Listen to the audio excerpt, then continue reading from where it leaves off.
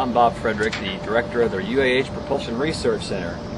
I'd like to talk to you a little bit today about our students and their dreams and how higher education and NASA research can help them fulfill those dreams and where they plan on going in the future.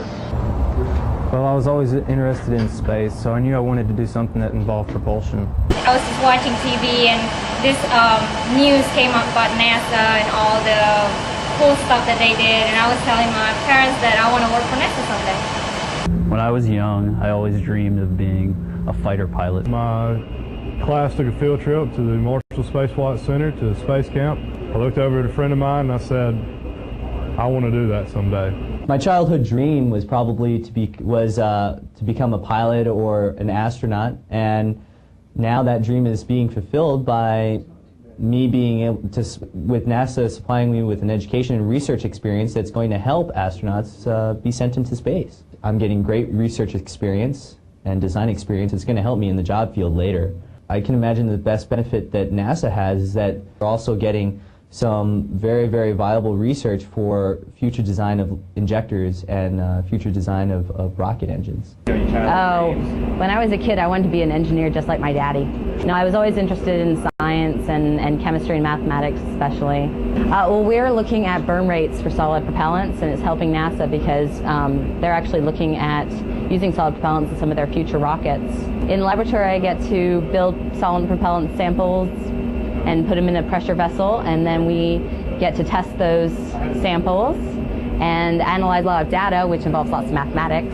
I want to be a rocket scientist, and working at PRC, I'm getting to fulfill that. When I was young, I wanted to,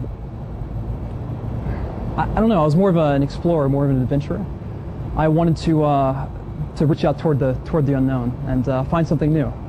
And as I got older and got into college, I found that I liked engineering and science and math, and it was such a really good outlet to be able to come here, and for NASA and Huntsville both to give me an opportunity to be able to work on furthering my aspirations of adventure, and I mean, think about it, years from now we'll be exploring the stars, and this is the first step. When I grew up, and this is 7,000 miles away from here, I looked up in the sky. This is during the Apollo days. I looked up in the sky and I said to myself, I want to work for the organization that sends people up there.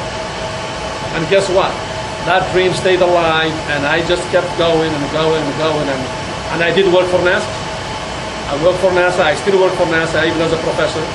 So never give up your dreams. I mean, just keep going.